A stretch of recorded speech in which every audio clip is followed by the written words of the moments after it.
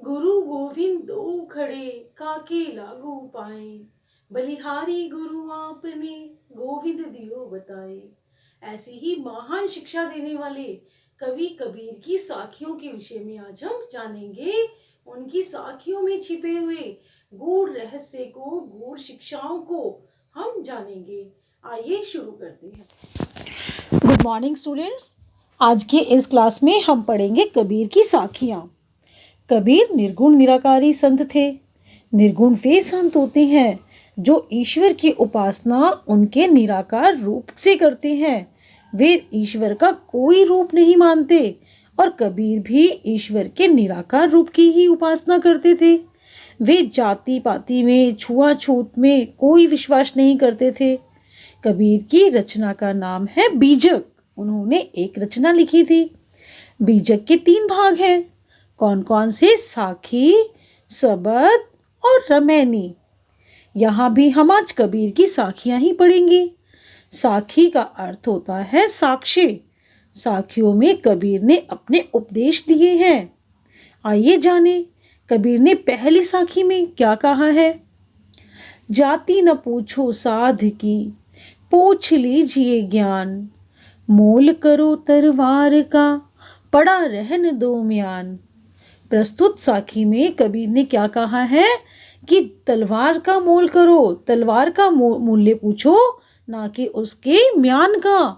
म्यान तो मात्र तलवार को रखने के काम आती है। इसी प्रकार से जो साधु होते हैं, बड़े बड़े विद्वान साधु होते हैं, उनका मूल्य उनके ज्ञान से आंका जाता है, ना कि उनकी जाति से।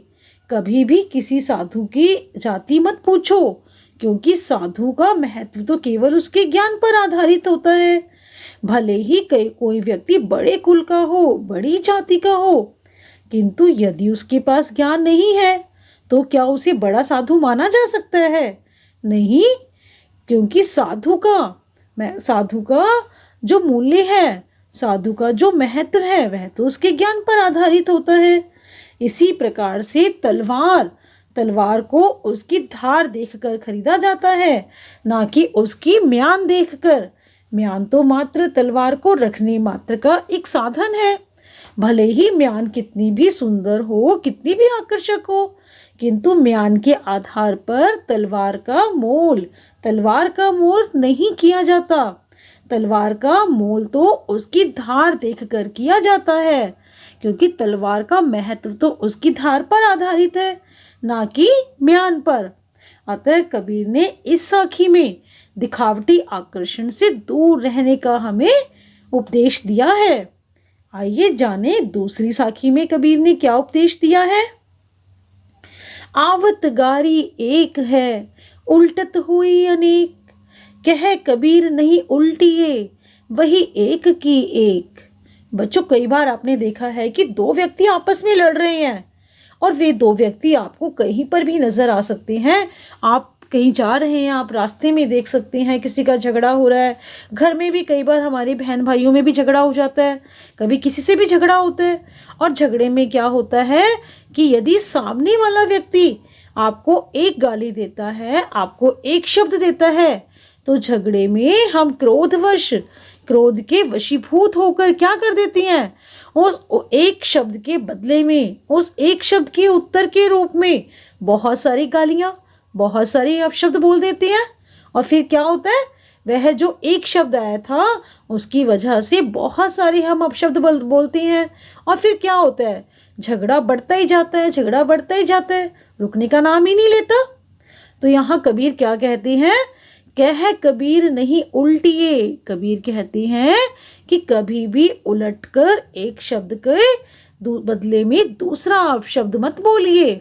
अगर हम कबीर की यह बात मान लेते हैं तो क्या होगा, वही एक की एक, कि जो शुरू में एक अपशब्द बोला गया था, अंत में भी वही एक शब्द ही रहेगा।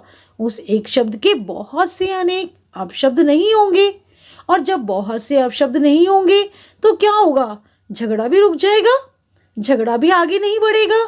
अतः इस साखी में कबीर ने हमें क्या उपदेश दिया है कि सारे झगड़े की जड़ क्या है, हमारा क्रोध, हम क्रोध में आकर ही एक शब्द के बदले बहुत सारे अपशब्द बोलते हैं। अतः वहाँ हमें नहीं बोलना चाहिए, और अगर हम ऐसा करेंगे तो अंत में वही एक शब्द का एक शब्द ही रहेगा। तीसरी साखी में कबीर कहते हैं, माला तो कर में फिरे, जीभी फिरे मुख माही, मनवा तो दहु दिसी फिरे, यह तो सुमीरन नाही। प्रस्तुत साखी में कबीर ने बाह्य दिखावटी आडंबर का वर्णन किया है कि कुछ लोग होते हैं जो हाथ में माला फेरते रहते हैं, माथे पर बड़ा सा तिलक छापा लगा कर रखते हैं, मुंह से राम नाम बोलते रहते हैं, किंतु सच में वे ईश्वर की भक्ति में अपना मन नहीं लगाते। उनका जो मन है वह तो चारों दिशाओं में घूमता रहता है, इस सांसारिकता में लिप्त रहता है। उनका मन सांसारिक वस्तुओं को प्राप्त करने में ही लगा रहता है। तो ऐसे दिखावटी आडंबर से ईश्वर की भक्ति नहीं हो सकती, ईश्वर का सुमिरन नहीं हो सकता। माला तो कर में फिरे, कर अर्थात हाथ। कबीर कहते हैं कि जो ऐसे व्यक्ति होते हैं वो अपने हाथ में माला फिराते रहते हैं। आपने देखा है ना कि हाथ में माला लेकर उसको ऐसे घुमाते रहते हैं उसके मनकों को।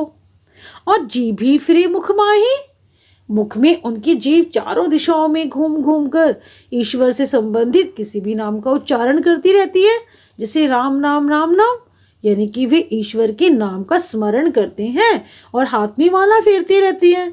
किंतु मनवा तो दहु दिसी फिरे, उनका जो मनुआ है, मनुआ अर्थात मन, उनका मन तो दहु दिसी फिरे, चारों दिशाओं में फिरता रहता है, इस सांसारिकता में लिप्त रहता है। उनका मन तो इन सांसारिक वस्तुओं को प्राप्त करने में लगा रहता है। यह तो सुमिरन नहीं, कबीर कहते हैं यह ईश्वर का स्मरण नहीं है। आइए चौथी साखी देखें कबीर की। कबीर घास न निंदिए, जो पांव तले होई, उड़ी पड़े जब आँखी में, खरी दुहेली होई। यहाँ कबीर ने घास शब्द का उच्चारण किया है, किंतु यहाँ घास शब्द, घास एक बहुत ही तुच्छ सा तिनका होता है। इसी प्रकार से यहाँ सभी छोटे लोगों के लिए घास शब्द का प्रयोग किया गया है। छोटे अर्थात वे लोग जो पैसे से भी कमजोर हो सकते हैं, या फिर सामाजिक स्तर में कमजोर हो सकते हैं, जाति से कमजोर हो सकते हैं, कुल से कमजोर हो सकते हैं, और तो शिक्षा से भी कमजोर हो सकते हैं। कबीर कहते हैं कि ऐसे लोगों को कभी भी निंदिए मत। निंदिए अर्थात उन्हें निंदित मत कीजिए, उनकी निंदा मत कीजिए, उन्हें कमजोर समझकर उनकी बुराइयां, उनकी निंदा नहीं करनी चाहिए। जो पांव तली होई, कबीर कहते हैं कि जब ये हमारे पांव तले होते हैं अर्थात इनका स्तर नीचा होता है, जिस प्रकार से घास हमारे पैर के तले होती है तो हम उसे कुचलकर आगे बढ़ जाती हैं, किंतु कबीर कहते हैं कि इस प्रकार से घास के समान हमें इन व्यक्तियों को नहीं समझना चाहिए। इन व्यक्तियों को हमें अपने पैर के नीचे कुचलकर अर्थात इनका अपमान करके हमें आगे नहीं बढ़ना चाहिए, हमें इनका अपमान नहीं करना चाहिए। उड़ी पड़े जब आँखी में, खरी दुहेली हुई। कबीर कहते हैं कि जब घास का तिनका हमारे पैर के नीचे होता है तब तो हम उसे कुचलकर आगे बढ़ जाते हैं, किंतु एक दिन उस घास को भी अवसर मिलता है और वह तिनका क्या करता है, जब उड़कर हमारी आंख में चला जाता है तो क्या होता है, हमें आंख में बहुत कष्ट होता है, हमें बहुत परेशानी होती है, हमारी आंख दुखने लगती है। इसी प्रकार से यदि हम ऐसे लोगों का अपमान करेंगे तो एक दिन उन्हें भी अवसर मिलेगा, और तब क्या होगा, जब हमें उनकी सहायता की आवश्यकता पड़ेगी, हमें उनकी मदद चाहिए होगी, तो क्या वो हमारी मदद करेंगे? क्योंकि पहले तो हमने उनका अपमान कर दिया, तब वे हमारी मदद नहीं करेंगे और वे भी अपना बदला अवश्य लेंगे, और तब हमें बहुत से कष्टों का सामना करना पड़ सकता है। इसीलिए कभी भी किसी को कमजोर समझकर उसका अपमान नहीं करना चाहिए। कबीर ने अपनी अंतिम साखी में क्या कहा है, जग में बैरी कोई नहीं, जो मन शीतल होए, या आपा को डारी दे, दया करे सब कोए। कबीर की यह साखी हमें बहुत ही महत्वपूर्ण संदेश, बहुत ही महत्वपूर्ण उपदेश दे रही है कि इस संसार में सभी बैरों का, सभी आपसी झगड़ों का, मन मुटावों का कारण क्या है? हमारा आपा। आपा अर्थात अहंकार, कि हमारे अंदर घमंड होता है, ईगो होती है। यदि हम अपने उस घमंड को, उस आपे को त्याग दें, उसको छोड़ दें, तो समाज में झगड़े खत्म हो जाएंगे, सभी लोग खुशी खुशी आपस में मिलकर रहेंगे। आइए देखें कबीर की साखी में क्या कहा गया है। जग में बैरी कोई नहीं, जो मन शीतल होए। कबीर कह रहे कि यदि हमारा मन शीतल होगा, यदि हमारे मन में ठंडक होगी, शांत होगी, तो इस संसार में कोई हमारा दुश्मन नहीं होगा। यदि हम शांति से रहेंगे, हम किसी से झगड़ा ही नहीं करेंगे, तो कोई हमारा बैरी कैसे बनेगा? कोई हमसे झगड़ा कैसे करेगा? संसार में कोई किसी का बैरी नहीं होगा। बैरी अर्थात दुश्मन। या आपा को डारी दे, दया करे सब कोई। कबीर कहते हैं कि जो हमारे मन में अहंकार की भावना है, घमंड है, उस आपे को डारी दे, त्याग दे।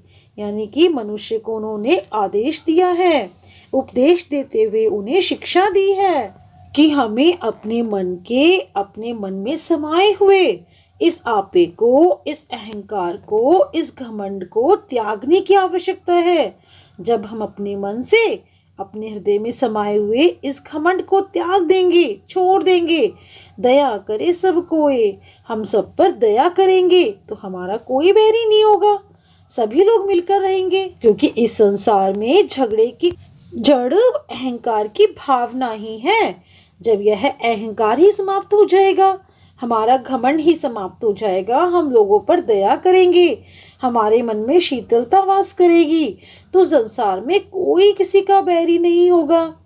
आशा है बच्चों, कबीर के इन दोहों ने आपको बहुत ही अच्छी शिक्षाएं दी होंगी। धन्यवाद।